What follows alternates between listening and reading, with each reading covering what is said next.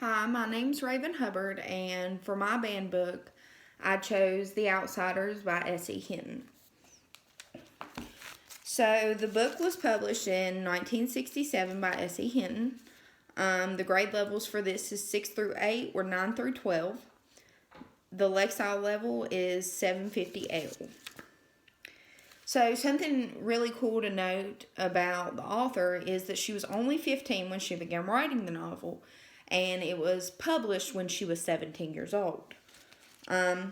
She wrote the book because she wanted teenagers and younger kids to read about something other than fairy tales. So, in her interview with 17 in 1981, she said, "I wanted to read books that showed teens outside of the life of Mary Jane Went to Prom." And she exactly did that. But it didn't get all the praise that there's some iffy things in the book. So basically, what the book is about these two gangs. You've got the Greasers and you've got the Socias. And the Greasers are known as the Greasers because they're impoverished. Their hair is really greasy because they don't get to wash their hair every day. And they're really poor under, in the poverty sense. And the Socias are, in turn, the rich kids. And they always, throughout the book, they always have, rivalries because one's rich, one's poor. They get into this big scuffle or whatever. So, in the beginning of the book, the main person in the book is Ponyboy. And the Socias and the Greasers are supposed to scuffle or fight just to see who would win. And Ponyboy has a brother, and he has two brothers, Soda Pop and Dally. And Dally takes care of Soda Pop and Ponyboy because their parents died in a car crash when they were younger. And, Ponyboy is very smart, very, very smart. And so then later in the book, Ponyboy goes out with his friend Johnny. And Johnny and him, they go out and they meet these two girls that are Socias. And they go on a date with them, and they come back, and Dally, which is Ponyboy's brother, gets mad and smacks Ponyboy in the face and tells him that he shouldn't be home that late. Da, da, da. So Ponyboy leaves, and he meets with Johnny out at the park, and then they come in contact with Socias, and they get in a scuffle with them, and next thing you know, Ponyboy wakes up on the ground, and Johnny has stabbed a Soc named Bob, and after he stabs him, he says, "Well, I thought he was going to kill you because he was drowning you in this fountain," and da da da. So then the two boys go to Dally, which is not the brother. We're going to call him Dallas just to give a little bit of, unconnected there. Because Dallas is their friend, and Dallas gives them a gun, and he gives them a place to stay in an abandoned church, and tells them to hide out there so that the authorities don't find them. So Ponyboy has to cut off all of his hair, and he has to dye it, so he don't look like himself, and he's really depressed about that, and so forth and so on. So then the story goes on, and the church is burning down. Johnny and Ponyboy come back with Dallas, and the church is burning down, and they run into the church because there's children in there, and they save the children, and Johnny's up on the roof, and he jumps off the roof, and he's really hurt.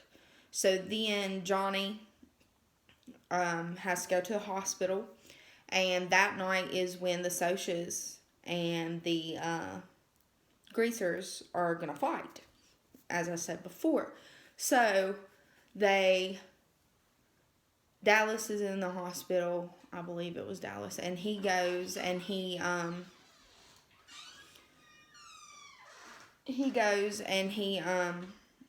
breaks out of the hospital, and Johnny's in real bad condition, and he goes and fights, and the Greasers won at the end. And so then they get back to the hospital, and Dallas and Ponyboy find out that Johnny's dead from all of the impact, of the church fire and everything else. So Dallas is really connected to Johnny, like really, really connected to Johnny. He sees him as a brother. They grew up together. So, then, Dally, which is Dallas, he goes and he robs a convenience store, and the police show up, and he calls the Greasers on the phone. He calls Ponyboy, and he says, hey, I robbed a gas station. But by the time that Ponyboy already got there, Dallas is dead because he pulled a gun on the police officers. So then, in turn, everybody's distraught. They're upset. 2 of their friends just died. And at the end, it ends with Ponyboy writing a report and telling about what all happened. And he basically says, I'm not really sad anymore, and everything else. So that's basically what the story details. Now, it is the 38th most banned book, as according to Banned Library.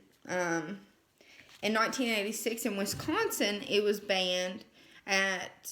challenged at South Milwaukee School for drug and alcohol abuse was common in the book, and kids were from broken homes. So that's why they disagreed, and most of the time this was parents from the schools. So in 1992, Iowa challenged at Boone School District for smoking, drinking, and excessive obscenities. And again, this was parents. And then here's something interesting. In 2000, West Virginia challenged at George Washington Middle School in Eleanor due to focus on gangs and gang fighting.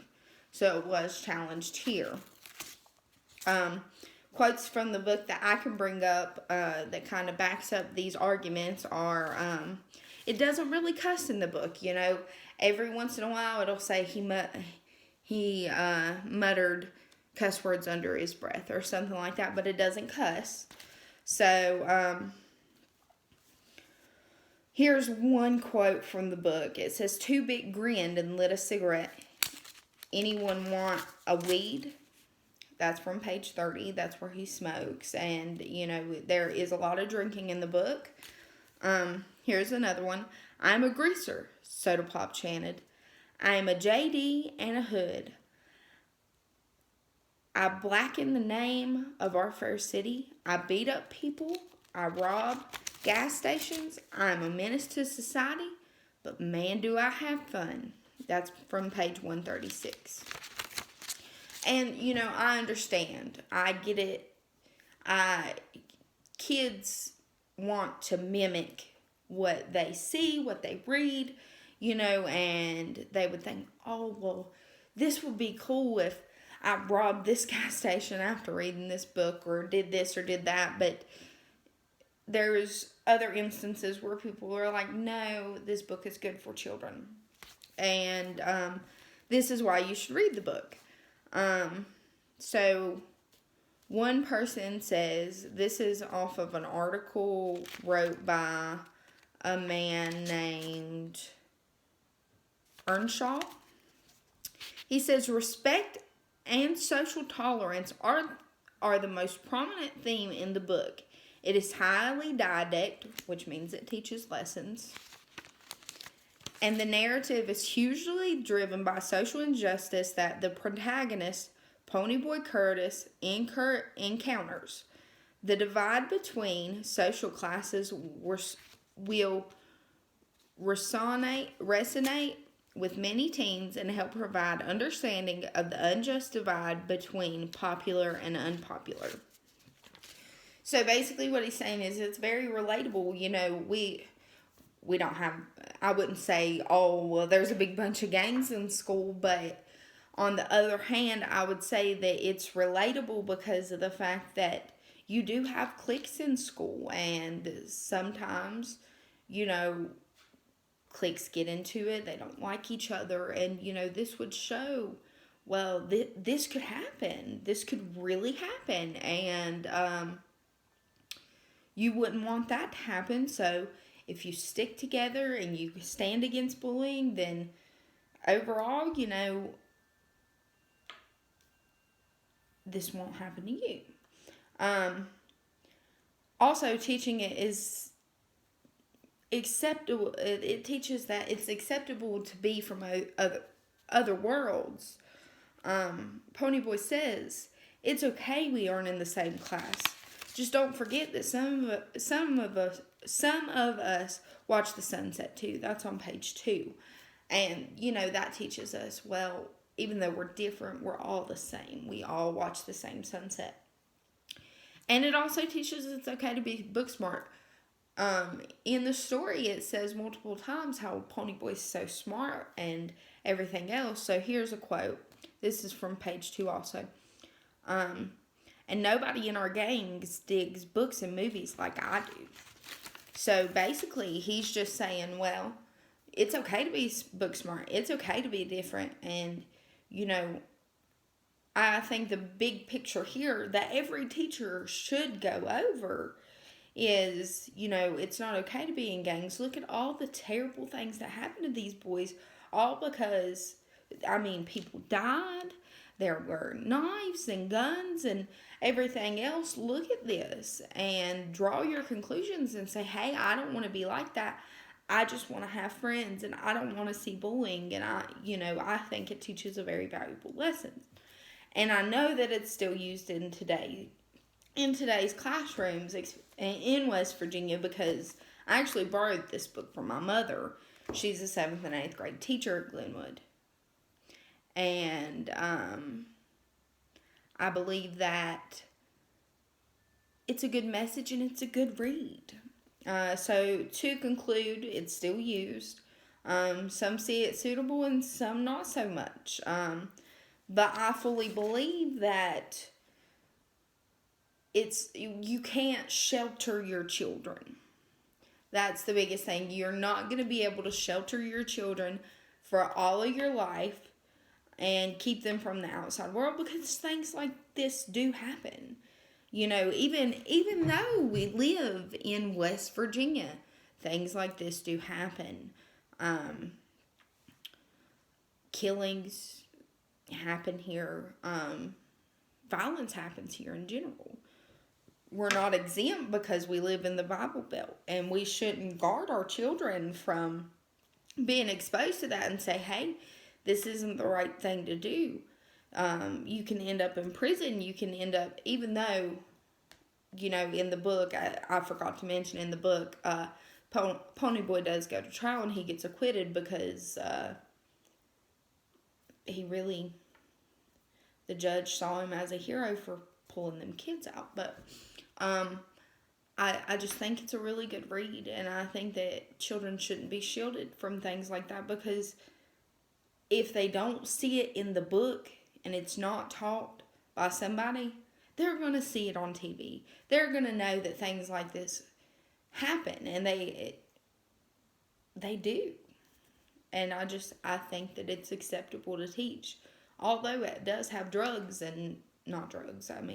alcohol and tobacco and guns and knives, I think ultimately shielding your child from the rest of the world and all the things that happen in the world is not ideally a good idea.